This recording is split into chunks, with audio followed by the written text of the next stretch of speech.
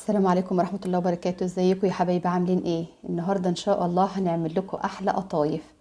هنعمل كل حاجتها ان شاء الله من البيت وسهلة جدا.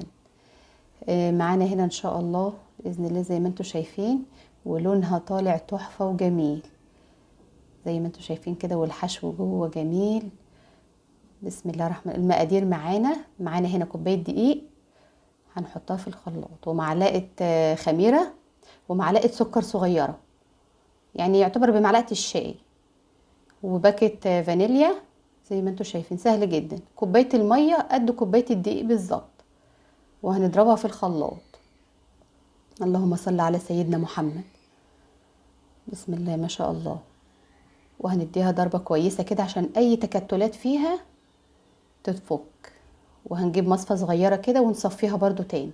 هنلاقيها ما فيهاش اي حاجة برضو، بس لزيادة التأكيد عشان ما يكونش فيها تكتلات ولا اي حاجة. اللهم صل على سيدنا محمد. زي ما انتم شايفين كده، وهنقلبها بالمعلقة. ده القوام المطلوب، ده القوام اللي احنا عاوزينه. يا دوبك هنخليها ترتاح يعني 5 دقايق مش اكتر من كده، عشان احنا مش عايزينها تخمر، عشان ما تفتحش معانا جامد ويبقى فيها خرام كتيرة. وهنسخن كده الطاسة على النار، نعلي النار، وبعد ما تسخن نوطيها، بس ما نوطيهاش قوي. وزي ما انتم شايفين معانا كده طلعت ناجحة معانا، والفقاقيع طالعة منها اهيت. اللهم صل على سيدنا محمد. بسم الله ما شاء الله.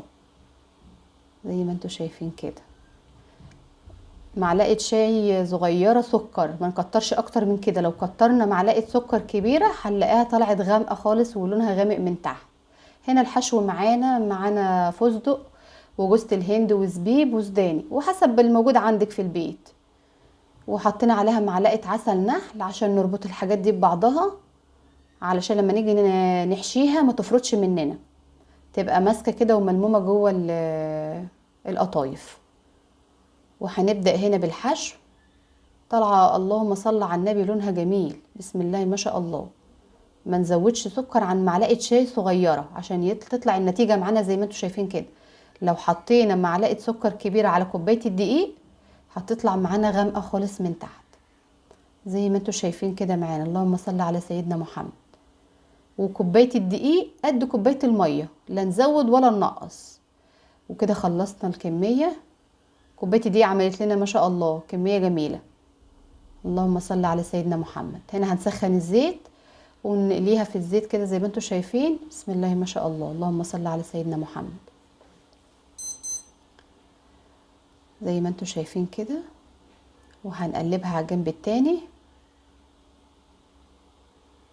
جاي رمضان بقى وعايز القطايف والكنافة والحاجات الحلوة دي.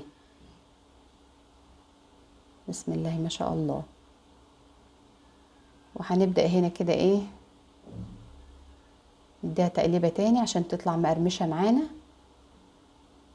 انا هنا مخليها طرية عشان احنا بنحبها كده، لكن لو احنا عايزينها ناشفة بقى ومقرمشة جامد بتبقى بنحط على الدقيق معلقة نشا. ان شاء الله مرة تانية نعملوها بالنشا بإذن الله. بس ديت انا جبت لكم اسهل طريقة.